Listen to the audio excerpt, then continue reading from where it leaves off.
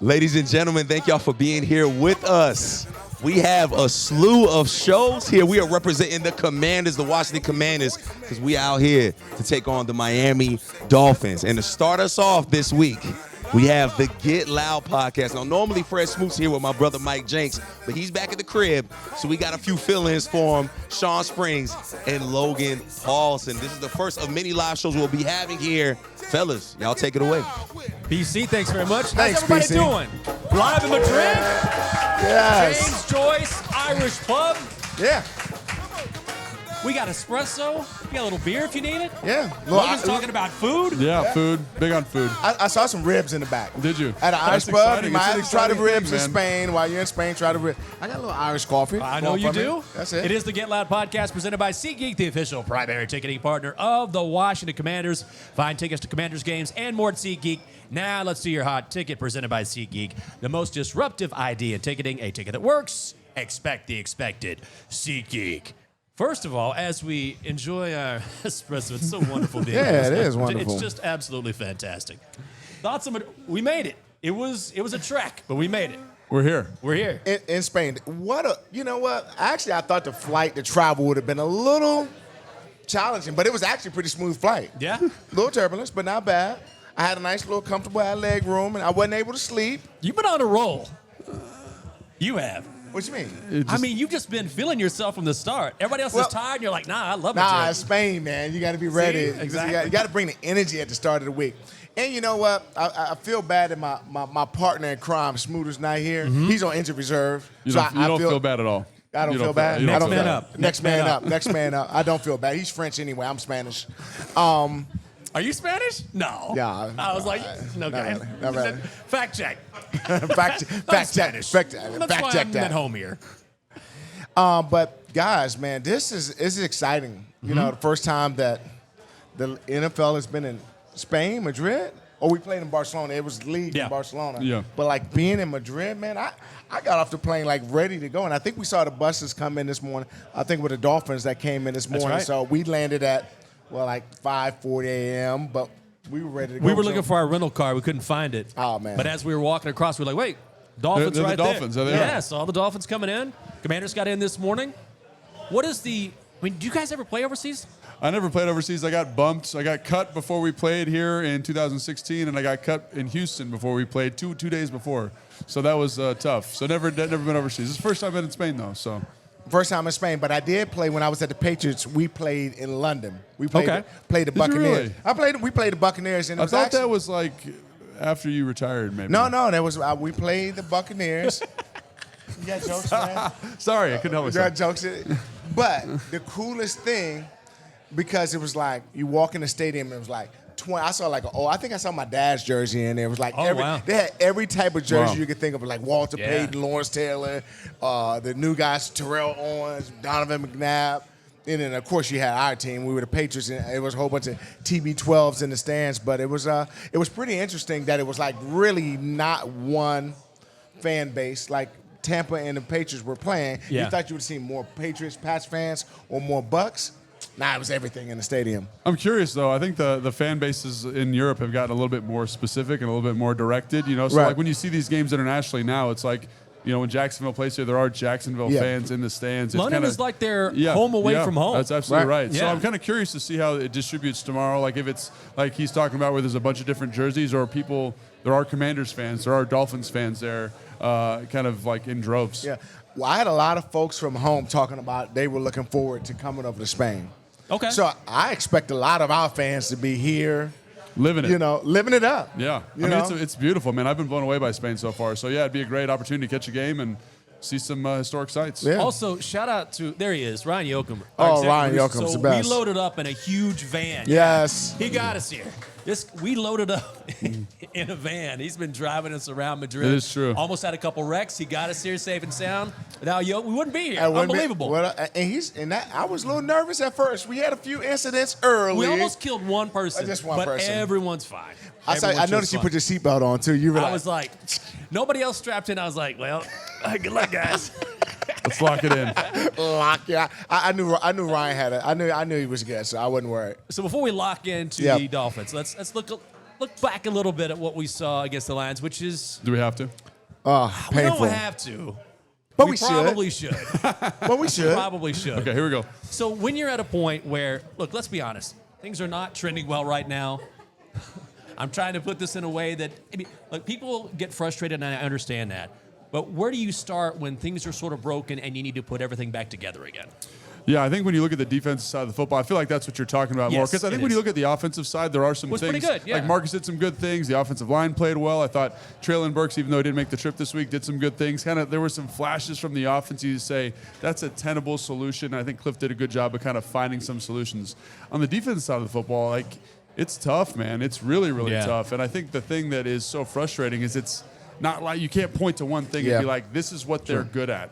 This is the thing that we can kind of get back to home base with. It's like we kind of got to look at the whole thing and reevaluate it, which is extremely kind of overwhelming. You know what I'm saying? So, and I think you say, where do you begin? I think it begins with honesty, and it's there's a fine line between talking bad about the team but being very honest about our situation. Yep. We're banged up. Guys are injured. Oh, Trey Thomas, that hurt me with breaking his leg. I mean, we had so many. We can get into injuries later. But it starts with we aren't very good at all. And to Logan's point, there's nothing you can like put your finger on like this guy or this group is not tackling well. And we made excuses earlier. We weren't tackling well, but we just haven't been good. And again, like there are some injury things, but I think that's the thing is that like maybe that's where you get back to home base. It's like, can we just get back to like the fundamentals of football? Sure.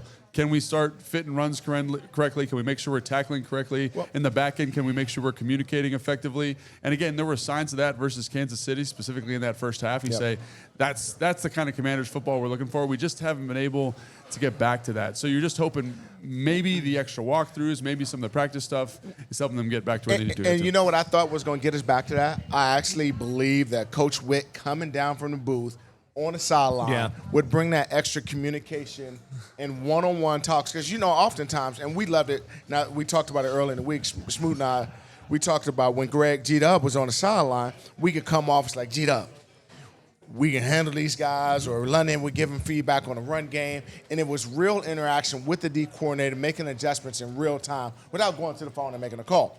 Yeah. So I was looking forward to that. And quite honestly, I don't know what happened. It felt like we regressed a little bit. So getting back to the roots, and now we have a potential new D coordinator going into this week. So, and in some ways, like I think it's kind of unfair to say, because Joe Witt Jr. went down to the field and it didn't work out. But you got to admit, but he brings energy. You see Coach Witt at practice. I guess what I'm saying though is just like the Detroit Lions are a really good football team, yeah, right? And so like him in the booth, him in the field, was that going to affect this in a positive or negative way? Because of the level of opponent, that's more what I'm getting at. So again, like right now, I think it's just finding that one thread we can pull, that one kind of detail we can hone in on to say this is the reason we get better. And again, I think Joe Witt Jr., again, when you look at the injuries, I almost called you Smoot. Yeah. Like Sean was saying. You're right. I look much better than Smoot, by the way. It's a little unfair. It's a little unfair to evaluate him this way, right? Because of all the adversity he's faced this year. But again, like there are certain expectations in the NFL, and I think we're starting to feel that. So my question to you is, and I was talking with Bram about this a couple days ago, which is when things are kind of broken the way they are, and it's kind of this nebulous thing. You can't really point to one thing or the other. Where do you start? Is it fundamentals? Is it being honest and saying, let's have an honest conversation about where we are? Not being critical so much as we're being honest. Where do you begin when you're just kind of all over the place and you don't know where to start?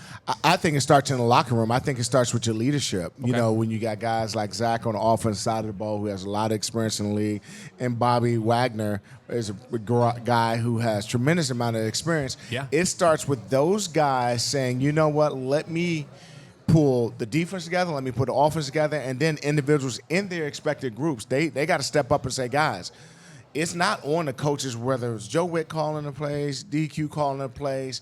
We have to execute. We have to say we have to play better. And it starts with individual pride first. Okay. And obviously you're going to hear, Coach Quinn, what do you say to the team? Obviously he knows we have a veteran team. They're not going to quit on him. It's more so now the players, and you've been in the locker rooms, Logan, when I'll be like, hey, man, we got to do better. I got to cover that guy better. Yeah. That's on me in the slot to give up that. So I think it starts with to a man being honest with yourself, saying, am I doing enough? Am I watching enough tape this week What could I have done better? Yeah. How can I help my teammates?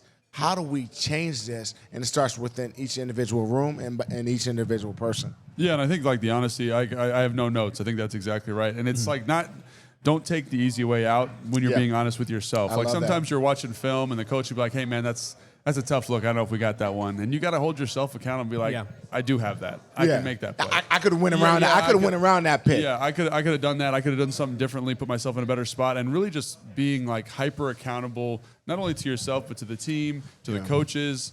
Because again, like when you turn on the film, it's just everyone's kind of doing their own thing, and just hey, honestly, when you watch the film, if you're whoever you are in the defense, is that the best version of myself? And I think if we can get that type of communication between the coaches and the players and player to player, like Springs was talking about, I get that's to me the first step in getting this thing turned around. There's another aspect to it when you're losing a little bit that I think that's overlooked. Okay. You got to be honest, but you also can't be depressed. You got to have some hope, right? How do you do that? Yeah, right. You got to have some hope, and that hope said, maybe it's like, hey man, we're gonna go out and have dinner. We're gonna watch film, but we're gonna go have dinner. Right. Or you know what? The silver lining is like Marcus has been playing great. No one expected him to play as many games as he has, but let's celebrate him. So you take the small wins or the good times or the bond building moments on the plane. We joking around on the plane to say, you know what? We got beat by Detroit. We're gonna have a good time on this plane. We're gonna go to Madrid, but we're gonna take care of business. So you gotta be honest, but you can't be too depressing. And also, at some point, as basic as this sounds, don't you have to remember, hey, this is a game. We're supposed to love this. I remember Tiger Woods years ago, and he was struggling. Yep, and exactly. He reminded himself, you play golf for a living. Yeah. Like you're in your head, you're struggling. At some point, let's take a breath and say, go out and play with that passion because you're playing a game for a living. And yes, you're trying to make a living, but this is what you love to do. Go out there and play with that passion. I think that's true, but I also think there's something encouraging about being honest with yourself. Because if you just looked at it and said, man, what are we going to do? Like, there's nothing to do. Right. But if I'm honest and I'm critical of myself, you're like, oh, there is path forward. There is a Yeah. positive trend There's here. some hope. And again, like, it's about having fun and all those things you're talking about. But again, like, the honesty, again, it seems so simple, but it cleans up a lot of this stuff we're talking about, right? You think it's But- hard to be honest at times as a it's player? really hard to be honest at times as a player because like it's so much of your identity is tied to your success on the field. So when someone says like you did a poor job there, it's like they're kind of insulting you as a human being 'Cause that's And who you are. Yeah, Yeah. that's who you are. So it can be really challenging to kind of step back and say,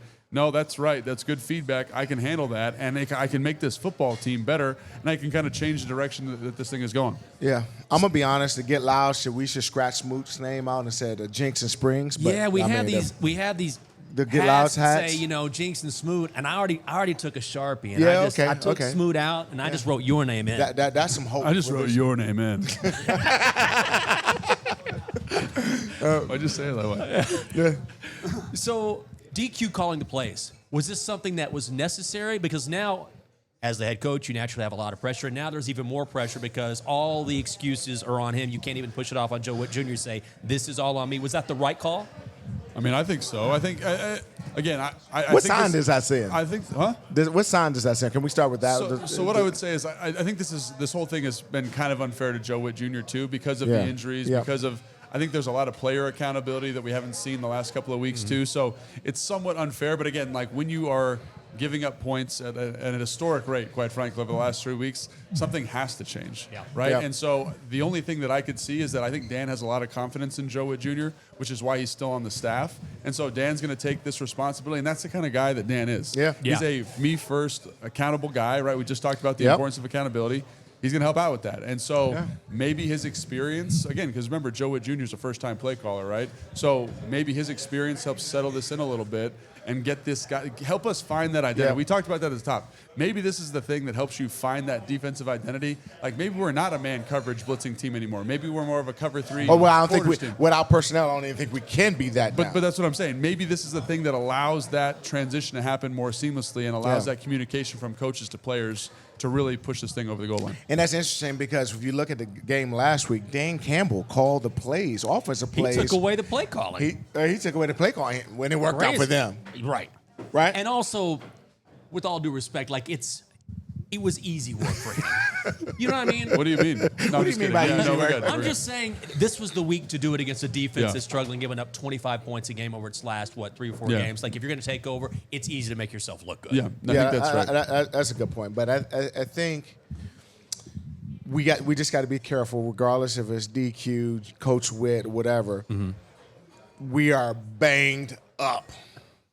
Yes. Well, And in a I would bad say way. And add insult to injury. Come on, Deron. We're missing Payne this week. yeah. We'll have no pain in Spain. No Pain in Spain. No pain in Spain. Take that, run with it. Let's make a bumper sticker. No pain in Spain. No pain in that's Spain, a man. $1 million idea right there. Just how Logan and I became millionaires. Yeah. But you're right, though. You never want your leader of the defense acting in that way. You have to carry yourself as a leader, particularly when your unit is struggling. It was a lot of frustration. Obviously, there's obvious frustration from not only the coaches and players. Everyone's out. Frustrated. We're pissed. The fans were pissed. We're upset. But that's okay. So, looking forward. Yeah. Dolphins. In Madrid. Yep. This Dolphins team, I will say, I thought they'd quit. They have not. Yeah. Won a couple. Yeah. Mike McDaniel, huge win against the Bills in South. And the Bills have owned Miami over the past years. Even Tua said as much after the game. So this is a team coming in favored in this game, playing decent football compared to what we thought we were going to see. I would have bet my life savings that there was no way the Buffalo Bills would have lost to the Miami Dolphins. They just don't. After they went to Kansas City and beat them pretty good the week before. Yeah. Right? So then they come back and lose to the Dolphins. That was absolutely, but that goes to show you, any given Sunday, anyone could win. And not to take too much credit away from the Dolphins, but the Bills played a very sloppy game. Very sloppy. They played a very sloppy game, and Kyle Allen was not great. Tua Mason plays, but A-Chain was a monster. He's one of those dudes that you just get in the open field and let him go. He's one of those dudes that'll pull your hamstring if you turn around and he's running beside you. You feel like you got to chase him at the last minute. You need to take off running when you see that guy coming at you. He's just a special player. He will probably be, when he's on the field, the best player on the field.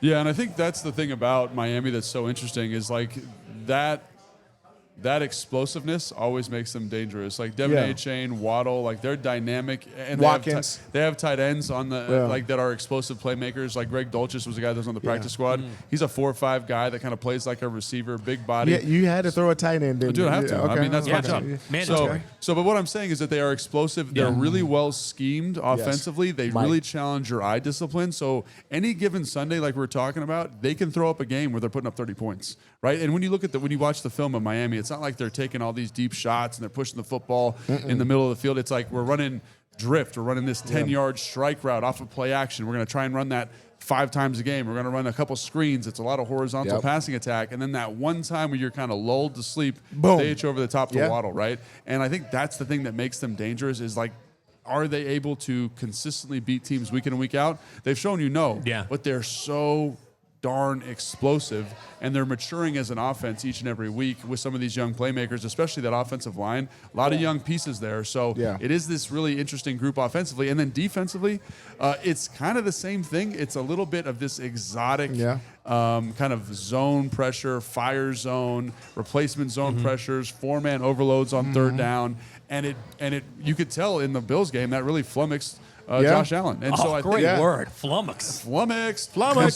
So I look at this and I say to myself, like, that the team is kind of this weird, well-schemed, almost finesse group. Yeah. But if they get you right, if they peg you right in the game plan, you're in a lot of trouble. And that's the thing that makes them so dangerous. To that point, like when you think about the Dolphins, a lot of guys aren't household names if you're not. Obviously, everyone was thinking, well, they had Tyreek Hill coming in there. Right.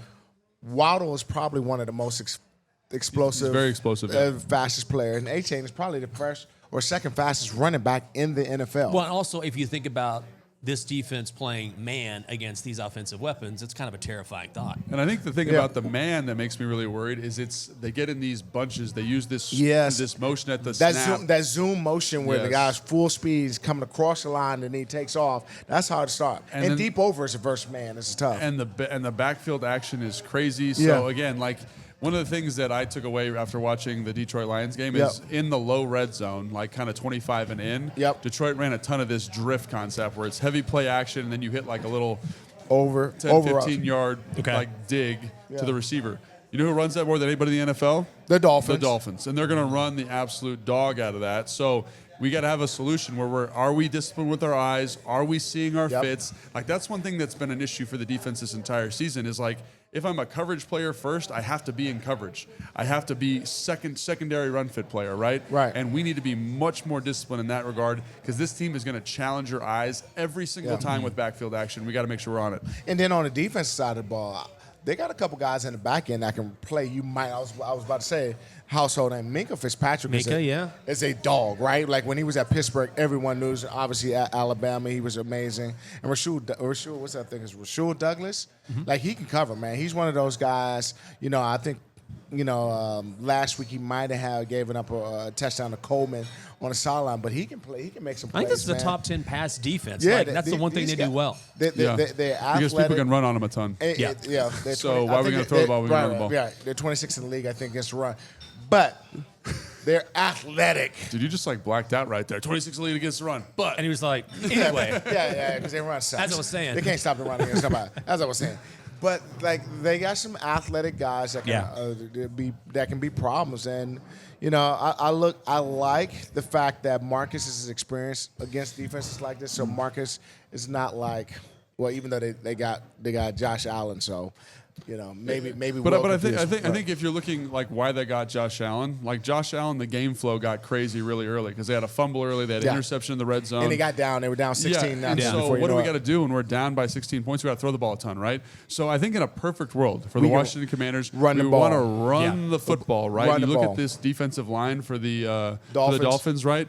Kenneth Grant, Jordan Phillips, Zeke Biggers, they're all really talented guys, but they're young players, and you see them get out of gaps. I think we can run the football a little bit, and if our defense can keep a cap on what they do offensively, because the Dolphins will cap themselves, right? They're such a game plan offense. They're so game plan specific that sometimes they can't get out of their own way, and they don't put up big scoring differential. So if we can just keep it in front of us, tackle, right? Yes, you have to tackle. And we can possess the football offensively. We got a shot. And at last point, I think in the last few weeks, I think Tua is probably the worst quarterback we've seen in the last 4 or 5 weeks. I think that's a fair assessment. So that gives us a chance. Not to say that he's a bad player. Right, not to say he's a bad player. That is a fair assessment. That is the best assessment I can give you.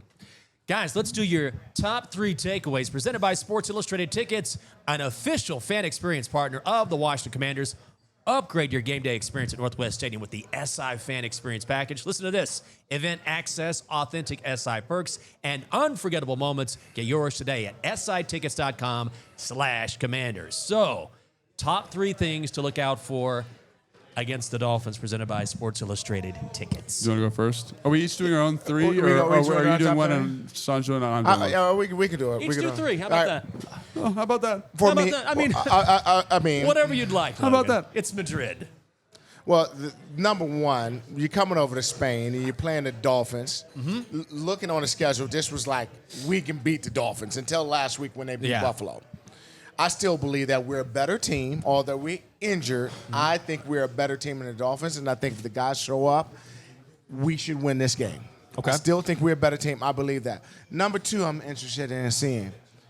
Coach Quinn is now the defensive coordinator. Yep. Is that going to make a difference? I was pretty excited about Joe Wick coming to the sideline. That didn't change because our personnel didn't really change. But maybe DQ sees something a little different. Logan, you said his experience in being a play caller may give us an added boost. So I want to see with Coach DQ.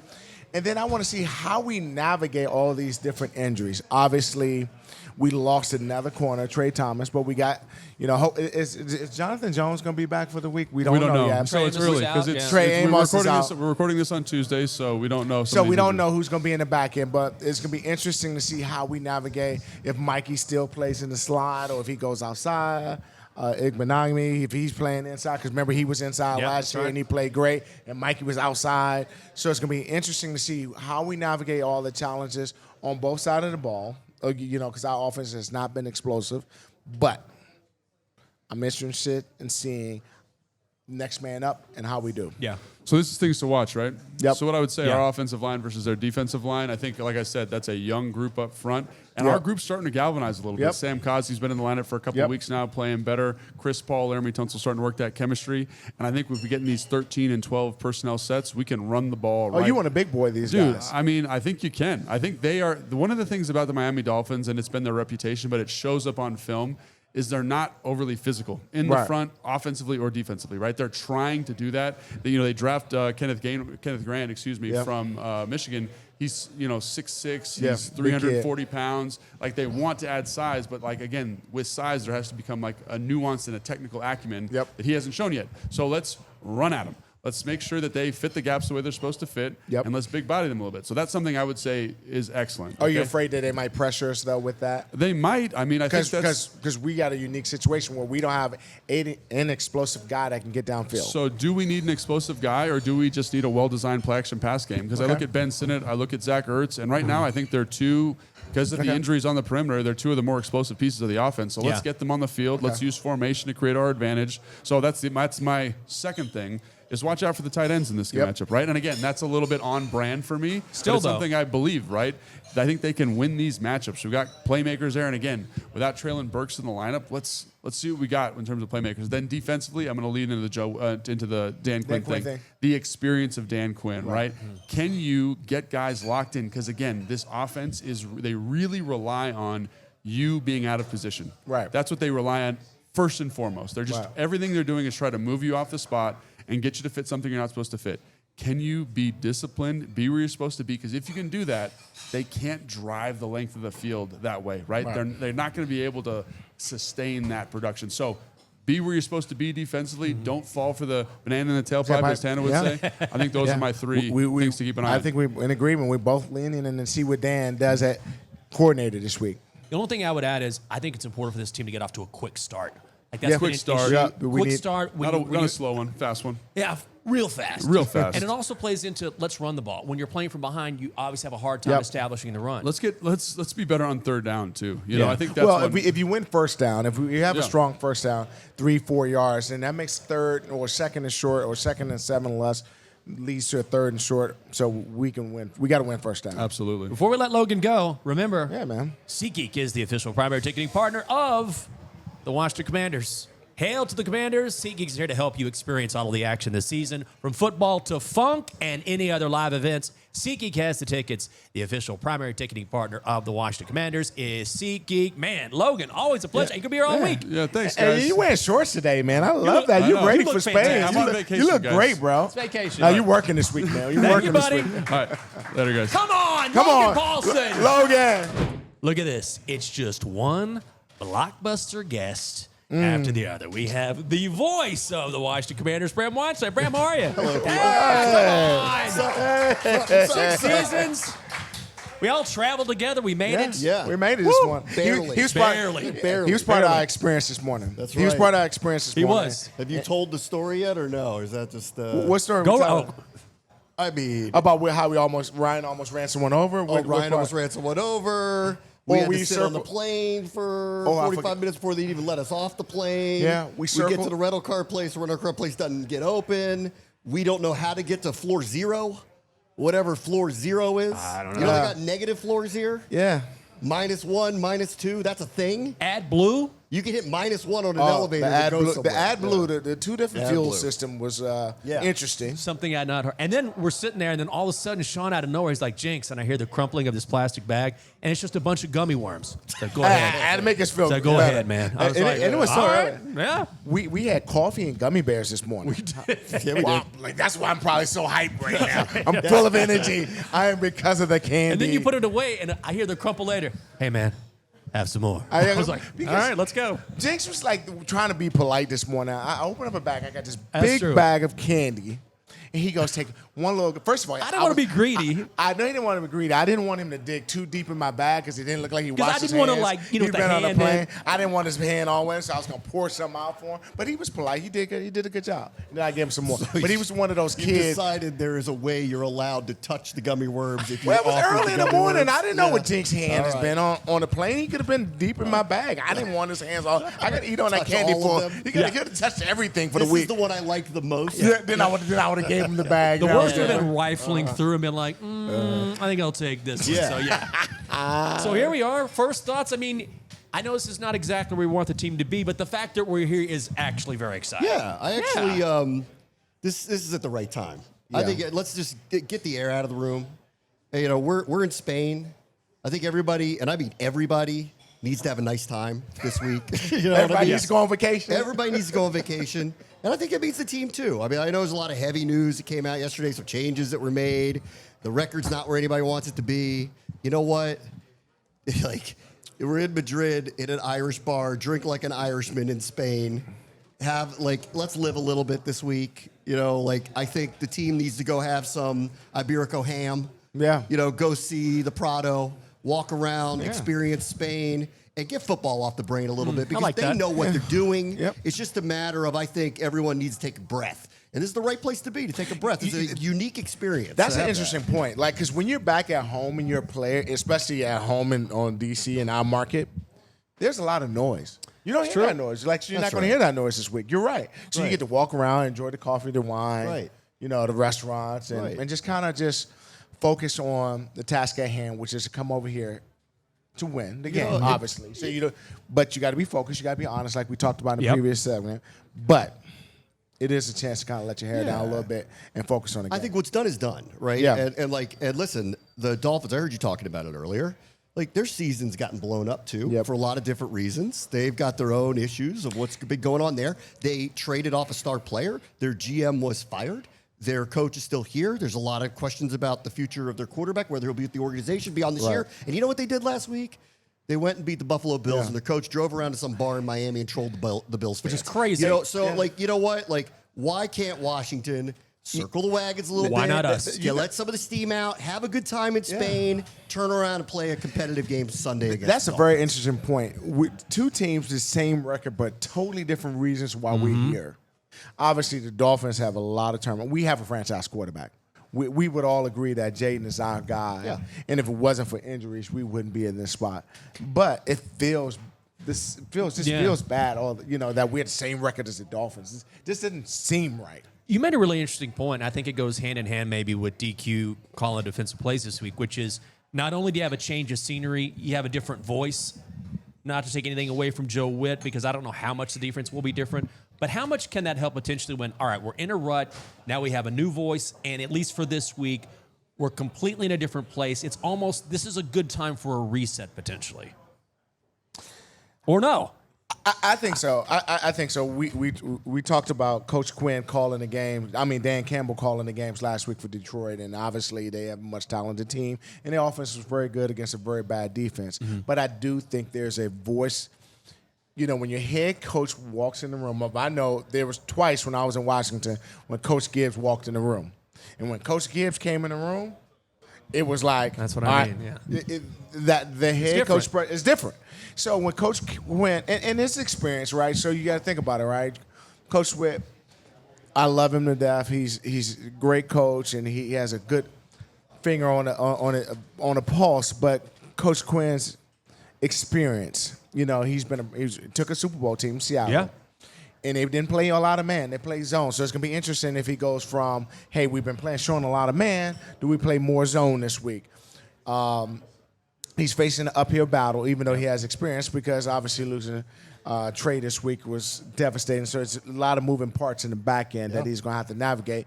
But who better would you want to navigate that than an experienced coordinator? Saying, I got these guys. If Jones plays, I can put him out here. I can possibly move Ignagni back into the slot, or I can, Mikey, I can move here around. So there's experience that's needed, and I think it'd be welcomed by those guys. Also, too, like, I think this is a good week. Dan Quinn, since he's been here, has really valued going away. Whether it was going away to New York last year for a week, or going to Miami for a week in the preseason, or going to Arizona for a week after the Bengals game. And they had a short version of that in the preseason with New England, but they haven't had a trip like this. And, Dan Quinn is taking on another responsibility. I think it's a natural thing to do. If things don't work, things do have to change. It's just a natural progression in this sport. Yep. I don't really actually think it's that much of an indictment of Joe Witt. It is more about things just aren't going right, and you could probably talk more about what's going on in general about it. Injuries are part of it. Maybe there's some scheme issues that need to be addressed. Right. There's a number of different things that are going on that led to all of this, but something had to change. Dan Quinn is showing leadership. He stood up and said, fine, put it on my shoulders. It ultimately is my responsibility. So his week might be a little bit different than everyone else's, but I know deep down for him that he knows that this week can be invaluable to keep the team together. Go out, have some fun, grow together, become the brotherhood, make some memories with one another. You'll show up on Sunday, and you know what? Like, I don't think Bobby Wagner or Zach Ertz or Jonathan Jones or Laramie Tunsil or any of these guys are going to forget how to play extremely high competitive football. And I do expect at some point, and I've been waiting for this for a couple of weeks, this is going to flip around. This is not going to continue this way. They're too beat up. I was about to say we wouldn't have a team if it continued this way. That's right. But in general, there's still too much experience on this team to have the results that they've been having as lopsided as they've been. So I actually think this week has come at the right time for everybody to take a breath, go out, have fun, make some memories. Go play a football game. Be looser than you've been. Stop sweating all the small stuff. I know what's going on here. And you saw it at the end of the second quarter of the Lions game. The frustration came out because they're trying hard. They're trying really hard. It's not happening. And all of a sudden, there's a lot of pride that is spilling out. And a team who probably had a lot of motivation because you ended their season a year ago. That's right. And you could tell, or a lot of people talking back and forth, they're taking advantage of a team that is too injured and currently not playing particularly well on one side of the ball. And you know what? You saw what the after effect of that was. Jinx, Blow you said the steam out, that's it. Jinx, you said it was like a college team getting beat. That's right. Yeah, it's rare in the NFL when you see one NFL team toying with another. That's just something you don't. Even when you're beating up on another team, you rarely see another NFL team calling its own shot, which sort of speaks to the fact that this defense is broken. But I wanted to piggyback off of some of the things you were saying. When you talk about Dan Quinn and that voice and how much pride he takes in the defense, you also mentioned a guy like Bobby Wagner, for example. Some of these leaders in the locker room, how much is it incumbent upon those guys, even a Von Miller, guys who've been around for a long time, to step up and make their voices heard? Again, I said it first starts with honesty, then it starts with to a man. Am I doing my part in this? Me, Bobby Wagner, me, Zach Ertz, me, Larry Tunsil, me, Marcus Mariota. Am I doing my part to make this team the best version of stuff? And it's not all on the coaching, right? So whether it's DQ coaching, calling plays, Cliff calling plays, whoever's calling plays, we still have to execute and do our jobs to the best of our abilities. Then that leadership spills over to the group, right? Because there's always in each group, each room, there's always a big dog.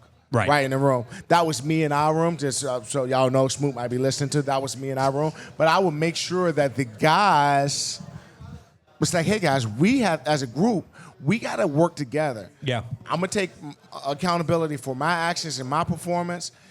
I want us to talk. How can I help you? And then it starts to get contagious because now when the leader in our room is saying, hey, it was my fault, and then everybody else sees that leader's taking accountability, then to a man it happens, and this gets contagious. And I hope that's what's happening with we just talked about we had a veteran-led team. I mean, listen, so they made some personnel changes. They tried a couple of different players. They said they were going to scale back the defense. All these things were natural that were going on. Right. Joe Witt, he was asked by the players. So it's not that they were blaming him. They're saying, we want to have better communication with you on the field. They asked for this to happen. I haven't seen any fracturing. What I have seen is play that's unacceptable. Yes. And they all understand that. And that's why I think at some point there is going to be a turning point. And I'm hoping it happens this week so that we get competitive football specifically from that side of the ball. Because I heard Logan talking about this earlier. Offensively, they've been dealt a really difficult hand too, over and over and over. Yep. But they're figuring it out, Right. and they're doing enough to remain competitive in the games, missing their starting quarterback, missing every outside weapon that any team is scared of, Yep. right? their leading receiver 2 of the last few weeks has been here for a few weeks, right? So they're figuring it out and still posting 20-something points a game. They're figuring it out to remain competitive. The other side of the ball's got to do that too. But I do believe they have the people and the character in the room to do that. I don't know what's wrong. Like, I think they don't know what's really wrong here. That's where I think is really tough about this. I've never seen anything like this. I've seen finger pointing. I've seen we've had a lot of injuries. That's part of it. I've never seen anything like this where I think everybody's going, we're in the twilight zone. Right. And even the world it's weird right now. Coaches Yeah. or DQ after the loss against the Lions, even he sort of, threw that out there. Like, we've got to figure it out, and maybe it's going to take the bye week. But I think even he himself sort of admitted, or at least implied, I'm trying to figure it out too, and so that's a really hard challenge. He's being honest. You can't pick It's weird. a particular player or what's going on with the scheme. You have to sort of reset, and that's a real challenge. It is unusual situation. And if you think about last year, we would think everything that could go wrong went right. Right. Right? And you were like, golly, it took us to the NFC Championship game. So could this be the opposite, right? Like now everything that could go wrong is going wrong. And the good thing about this whole situation is that brotherhood is still there. The team is not fractured. There's some noise out there. We're not going to call out the pundits out in Washington that's calling for Jaden Daniels injuries and all that stuff. There's some noise out there, but for the most part, no one is like, to your point, Brent, no one's pointing fingers. It's everything. That's a good point, because a lot of time that happens during a losing streak when culture starts to rot. You see guys blaming each other, going on X, going on Instagram, saying None things, of that. and we haven't seen any I love of that. No, I've been in and out of this locker room for a quarter century. I covered your teams, covered these current teams, and I've seen it all, right? And I've seen there are the bad apples that have too much influence, and all of a sudden it kind of rots the whole core, and you know that this is the cause of what's going on. That's not what's happening here. I've seen times where the players just go, the coaches are not doing this right, and that rots it. That's not happening here. I've seen times when the coaches go too over the top and say, it's this guy or it's this guy or it's this guy, and you could feel that's when the Instagram people start getting unfollowed, girlfriends start liking posts, like they start tuning into things that are being said. It's like, he's unfollowed the team. A little bit of this. I'm not seeing a lot of that either. This is one of the most unusual things I have ever seen. Let's chalk it up as unusual. I don't know what in the world is going on. I don't think anybody knows what's going on, and that's why I keep feeling like something's going to click.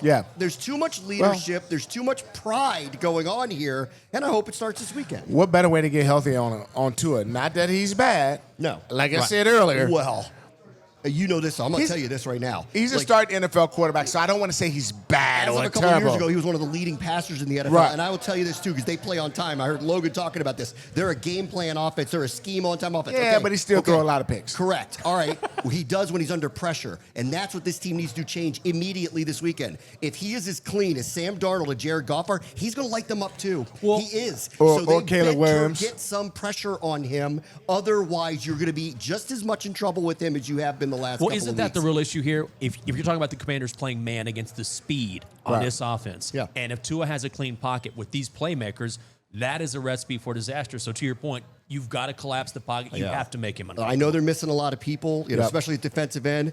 DQ's got to scheme something up to get some pressure on that quarterback and move him off the spot, because he's as accurate as it comes when he's standing back there. You saw they did not get a sack the last 2 weeks, not get one single sack. There were very few pressures on Jared Goff or Sam Darnold. They looked like MVPs after that. Tua's going to look like that too if you do not move him. So it is incumbent on them to figure something out, to change something up, to change a look, and get him moving around, because then you get the mistakes out of him. All right, I hope so. I just his arm is not live like those other guys we played, but I hope you're right.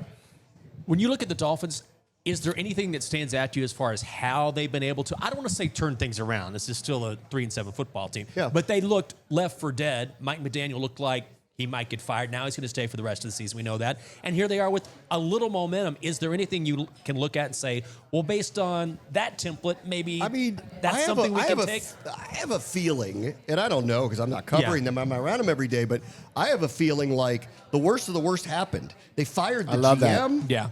You know, they traded Jalen Phillips. You know, the coach is staying. That's just it. But they know change is coming. You know what? Just start playing loose. And I think they did. This that's is a also great a point. division game. They know that team that they played. They're not better than that team, but they know that team. There's no expectations. They're playing loose. And the reality is, and this is what scares me about them, is they got speed on offense. Yes. A-Chan's got speed on offense. And you know what? You break a couple of plays, and all of a sudden the score doesn't look right. Yeah. And then all the pressures on the Bills are going, what's going on here today? And they jumped up on them 16-0. But that is a very good point now you think about it. They actually have nothing to lose. Nothing to lose. They're, Like, really. They're scary, right? And maybe that's part of been our challenge. We put so much pressure on ourselves. Like, we got to win till... Especially when you think about last year. Yeah, last year. And we got when we got to... Marcus just got to hold it down for 2 games for Jaden to come back. And we put so much pressure on ourselves. And we play some great opponents, but... Yeah. Was Detroit really that much better than us? I think, see, listen, I think some of Was this... Seattle really that much better than us? Well, what I think some of this the last few weeks is there's a disbelief that this is happening. The pressure is ramping up. The expectations were, you know, I thought deserved, honestly. I know a lot of people were like, well, wait a minute, it was just one season. No, they were 12-5. They had the best rookie quarterback season I've ever seen. Yep. The NFL agreed with this and put them in so many standalone games and night games for a reason because they had an expectation on them. And I thought, like, listen, they might not be 12-5 again, but you would never have convinced me of this one as an outcome with a record like we this. knew with Jaden, he's automatic 10 wins. Correct. That's what we all thought. And I think they thought it too, and for good reason. And when it started Made going some the wrong adjustments. way, you're seeing the pressure ramp up. And then they played Detroit, Kansas City, Seattle. Dallas has got a great offense. With the other 3, they're all Super Bowl caliber teams. The pressure's ramping up. They're playing really, really, really high-end opponents, and it's disintegrating on them. Right. And this is where we land in the, what is going on? You know? And that Kansas City game was one of those games I was just like, okay, we got Terry back, which was a huge boost for us for the 2 amazing catches that he had, or how many catches he had in the game. But our defense looked excellent for the first half of that game. They just didn't convert offensively to kind of put them ahead. Man. They should have had a lead. Arrington They should have had a lead at the half. double-digit lead lead. at 1000%. halftime, and they may have lost, but it would have been a very, very different game in the second half if that game wasn't tied. Arrington was just a monster that game, right? Because he came out like had 2 sacks the first half. Who? Jacob Martin. Jacob Martin, Yes. not Arrington. Jacob Martin had 2 sacks the first half, right? So Jacob Martin, and so I was just like, okay, now we got some guys who can step up and make plays. Juan was hitting, and we were just good. It's just, I was expecting to see that same. I talked about it when Joe Witt came to the sideline. I was like, we're going to see that Kansas City energy. We're going to see that same run to the ball, not giving up explosive plays, making tackles, and just getting after it. And to your point, Jinx, Detroit, and I was like, I was looking at Dan Campbell call these plays, and I'm just like, this is unusual. He's messing with us. Like, this is clown show. He's like clowning us, man. He's I didn't laughing. like it. He's He was laughing. laughing, right? It wasn't good, man. They averaged 10 yards a play. 10 yards a play. Like, and we knew they were that's- explosive, but Minnesota the week before kind of shut their receivers scored down. every time they touched the ball, with the exception of the end of game when they were just running the clock out. And the vast majority of those drives were 64 yards or longer, so they didn't get a short field or anything like that. The Seattle game, Sam Darnold had a perfect passer rating in the first half against them, and the game was over at that point. This is why everybody needs it. And this isn't about a lack of pride. This isn't about a lack of desire. This isn't about a lack of buy-in. Something's wrong. And that's why I think everyone just needs to take a break. Yeah. Okay. Go get some tapas. Walk Sangria. around Madrid. Have some sangria. Have some fun. Right. Take a break. Get the brotherhood back together. Make some memories. Yeah. And you know what? You'll remember how to play football on Sunday. Yeah. Perfect place for a reset. Gorgeous city, whole new setting. Yeah. Let's get it done on Sunday. That's Bram Weinstein. Bram, thank you, man. All right, thank we'll see you you. throughout the week. Yeah. Come on. Yeah. We brought the whole crew. Oh, man. Moises, Juan here. The Yes, sir. Spanish language Well, Commanders broadcast. Eso, vamos. Hey, let's go. You brought the flavor, Papa. Hey, I love Hey, you brought the that. sazon. Hey, that's an all-star lineup I today. say that. Incredible. We're happy to be here. Yeah, We're man. excited. We've been waiting for this game. Unfortunately, like you guys have been mentioning, it hasn't been the year we expected. Yeah. But when the season started and when we talked about the international game and we Yeah. had the opportunity to to go across the pond, Yep. call a game in one of the most historic venues in the world. We said, I'm in. Yeah, no, I can definitely. see how, like, you watching your eyes and seeing you guys, I can tell how excited you are. Definitely. I mean, Moises, no offense to Moises, he's a Barcelona fan. I'm actually a Real Madrid fan, so it's okay. like, it's like, it's like double whammy for me, for real. This is not my team. All right. This is not my team. I root for Barcelona. These two teams hate each other, by the way, right? Yeah. But I do respect where we're at. And when we're talking about venues, when we're talking about stadiums, Santiago Bernabeu is perhaps top 3 in the world. Wow. We're talking about Real Madrid, a team that I don't like.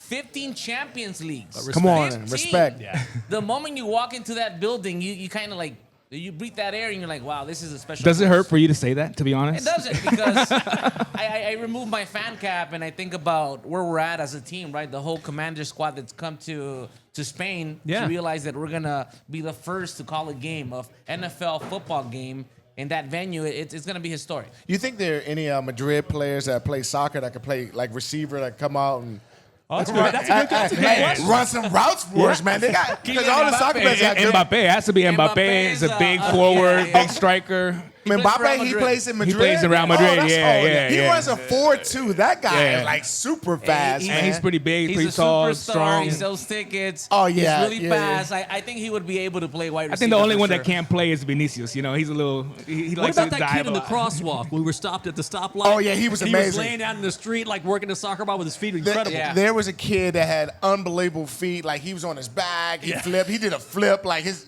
agility was amazing. They breathe. You know. That's something they live here. This is something they're born with. Soccer is their first love. Of It's in course, the blood. Of course, but Yeah. now we're opening the door to a new sport, right? The Yeah. NFL, and let's get something straight because I don't want to offend any Spanish fans that might be watching this show and podcast.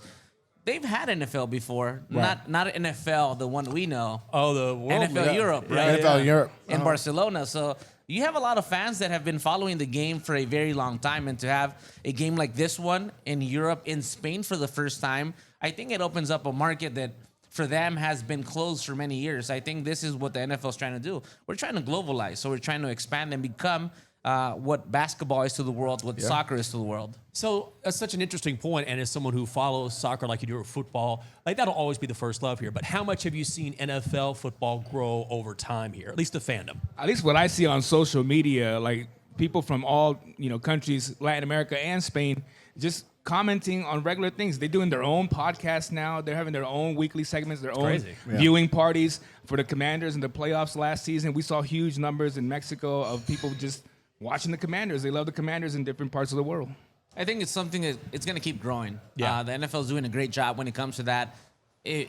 All we have to do is look at what happened this season when we talk about the Super Bowl that's coming up, and we talk about the performing artists such as Bad Bunny, another guy I don't like personally, right? And I'm being honest. Man, But you're just taking I'm L's. sorry, You're just I'm taking sorry. L's today, man. Come You're on, taking man. L's Oh, today, come on, dude. That's Who not doesn't like Here's something Bad else I Bunny, don't bro? like. Why don't you like Bad Bunny, man? Like he's awesome.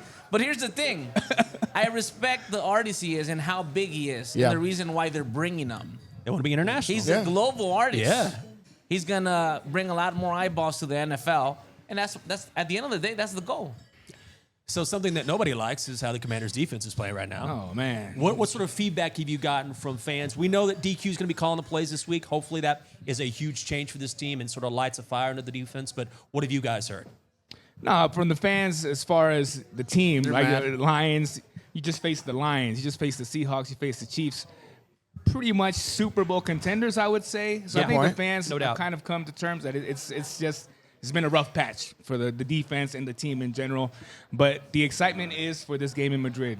Like Moises has said, this game has been circled for people since it came out in the springtime. And we know definitely a lot of fans that are coming over, Spanish-speaking and English-speaking fans that are just coming over for the game. They're excited about the game. Tough schedule. It sucks. We It's got the been short brutal. end of the stick. That's the reality. But I think fans are asking for the team to just play a little bit harder, to leave it all out on the field. And you played. You know what it's like. That's what Yeah. the coach tells you, right? At the end of the day, win or lose, leave it all on the field and at least walk away with that, pride. Right. That you did everything you could. Yeah. Perhaps the fan base feels that that's not what's happening for whatever reason. Really? You think that's the sentiment? Like most people that's think. something Like, we've heard when we walk around the stadium, when we speak to fans on social media. I'm not making it up. You can go and see it yourself.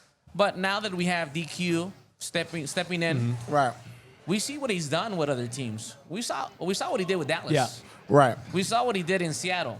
We know what type of coach he is. And when he came, he talked about what he was trying to implement. Yeah. Well, now you have an opportunity. Now you're going to be the guy. I'm not sure if it's a long-term solution. But is that fair to DQ to be the guy when they're decimated on the defensive side you're of the the ball? head coach. Is this a move he had to And this make? is It what almost I've feels heard. like he Yeah. had to. The national message has been, you're going to have to learn how to win with injuries.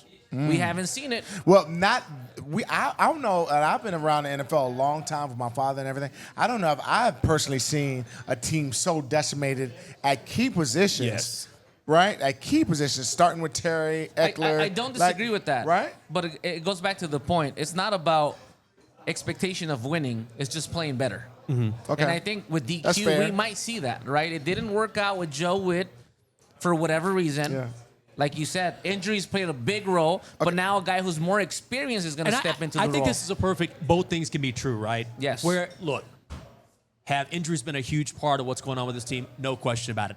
And at the same time, even if you're decimated by injuries, you need to see more from the defense in particular. Well, can I say something about it as a defensive guy on the stage? the guy who actually played. Actually, Go ahead. That's fine, Sean. Let me tell you. like it's one thing to say, well, the defensive kid played better, but the best defense is the offense that keeps us off the field. Yeah. So It hasn't at been times- consistent. It hasn't been consistent. Our offense hadn't been consistent enough.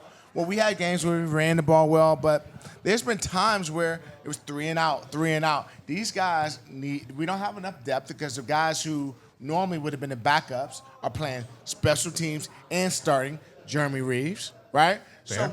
So at times it's hand in hand, and I just don't want us to make sure we don't single out the defense as it's all their fault while we're not playing well. I think also last year we saw a lot of things align for the team. Like the amount of injuries for the team last year compared to this year is night and day. You know, Right. things aligned. The percentage on fourth downs last year, everything worked for the team. Everything clicked. The last minute victories, everything was clicking for the team last year. So we kind of just saw that maybe that was going to flow into this year. We know eventually in the NFL, stuff balances out. Stuff balances itself out. What was the stat, Jason? I think you gave us this, where last year the Commanders' fourth down conversion percentage was higher than Michael Jordan's free throw percentage. Ridiculous. incredible. Wow. That's an incredible That's stat. incredible. But it That's just an goes to incredible show- stat. He should get an applause for that. That's an incredible stat that he pulled that out, man. All right. That's my guy right there. Jason's my guy too. The best hair in the building. I love his hair. You know what I've seen? This is something that I wanted to point out. The fact that I feel, this is my personal opinion, we're lacking big game-changing plays. Big And- tackles, right? We talk about a lot of missed tackles. Yeah. I think this year we haven't seen enough. At the beginning of the season, we saw players step up, and Nick Ballore was a guy who was hitting hard. Oh, good call, Jeremy yeah. Reeves was there as well, and he's been in and out. Yeah. We need consistency when it comes to that, but we need those plays that change the tempo of the game, and I don't think we've had enough. Yeah, and that's usually done by superstars. Usually, you need a guy who can say, I will make a play." I was expecting at the start of the season, like once we were going to be deep in making a run into the playoff, a guy like Von Miller would come in and make a splash play like that. Exactly what you're talking about.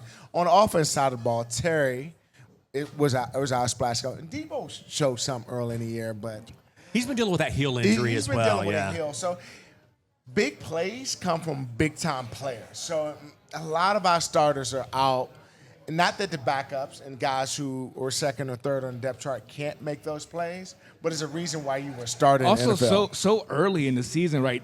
Two positions Right. that they addressed was D end, and Dietrich Wise went out the second game, Yep. and then the next game they had addressed safety. Will Harris goes out as well. You're right. Things that they thought they had addressed during the offseason. And Harris was playing very well at Yeah, that point Harris of the was playing season. pretty good. Yeah. That's a production right there. Right, Because if you exactly. think about the NBA, imagine like your second leading scorer, he leaves the game. Right. Like that's like 20 points that's gone away, right? Yeah. So it's the same thing in football. When you don't have those superstars, a guy like, all right, I can lock this guy down, lean the safety over there, and we're gonna make a play.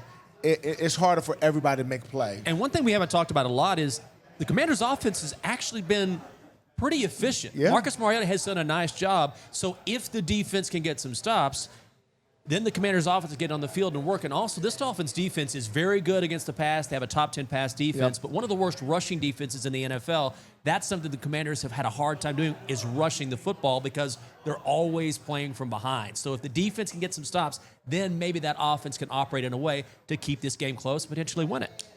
I think things just simply haven't been clicking when we look at what's happening, because Marcus, like you mentioned, has been playing well. He has. He's produced better numbers than Jaden did when he was on the field. What I want to make very clear, because I know that when we get to this point and you have a streak of losses, Yep. people jump ship really, really fast. We haven't seen that. We haven't seen that, to be fair. I've seen it on social media. Oh, you talking about the fan? Oh, you talking about what are you doing on social media, man? Get on social media. And some of our colleagues, to be honest, Fair. Very fair. I still believe in this team. Okay. I still believe in this coaching staff. I think we can right the ship. We had a great year last year. No question. A fantastic, historic year. This hasn't been quite the year we expected, but I still believe we have the infrastructure We do. to move forward. Well, and I also think that when it comes to fans always look at the smallest sample size possible, right? You never take a look back and Facts. say, all right, let's look at it from a broader perspective. What I mean by that is, 2 weeks ago, look at the Bills. Oh, they beat the Chiefs. Yeah. They're back. That defense is incredible. This is a team that's favored to win the Super Bowl. A week later, they lose to the Dolphins, right? And what's wrong with the Bills? It's never as simple as 3 or 4 games or week to week. You have to look at the bigger picture. No, for me, I go back to the offense, like you had mentioned, that they haven't been consistent. This week, you saw Chris Rodriguez start the game.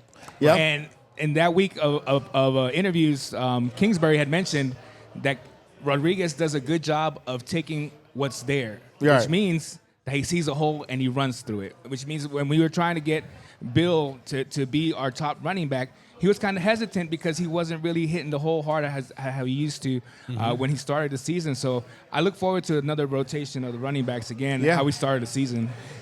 And I think against the Dolphins, this is the best game against the 26th worst rush defense to get back on track. If we can't get back on track against these guys, I don't know who we can get back on track against. What do you think is going to happen on Sunday? We're going to win. What a simple statement. Thank you. Thank you. I told you, you got to get in. We got to get Mbappe We're going to wake out. up, we're going to go to the stadium, we're going to win. That's Wake it. up, win, go home. Done. Get Mbappe out Hey, to my play concern? corner. Yeah. Yes. The Dolphins are coming 2 out of 3 against a very good Bills team. Yeah. We're not on that streak, right? We're quite the opposite. But I feel that, like you guys talked about earlier, when we look back at this season, going away from home has helped. Getting away from the noise has helped. Creating this environment when the team can kind of bond has been a big part of the success of these Washington Commanders. For me, I think being away from the DMV, like you had mentioned throughout the week, Dan Quinn has mentioned that he loves West Coast trips because he takes out his team early to focus, to be together, to bond. I think they'll regroup, and I think we'll see a victory on Sunday. Moises Linares, Juan Romero, you can hear him this weekend, and Moises call for a win. Definitely. Yeah, That's what I'm talking about. And they get Mbappe to play corner. We need him. Top us in a win. I'm calling it Top right us. now. Top us. Come on. Top us in a win. Yes. Yeah. Thank you, guys. Thank you. Love that. Love that. Command Center in Madrid is presented by Sports Illustrated Tickets, an official fan experience partner of the Commanders. Upgrade your game day at Northwest Stadium with the SI Fan Experience Package. Event access, authentic SI perks, and unforgettable moments. Get yours today at sitickets.com/commanders. Now get loud with it. The views and opinions expressed by our podcast guests and or hosts are their own and do not necessarily reflect the views or positions of the Washington Commanders or any of their representatives. Hail to the Commanders. Now get loud with it.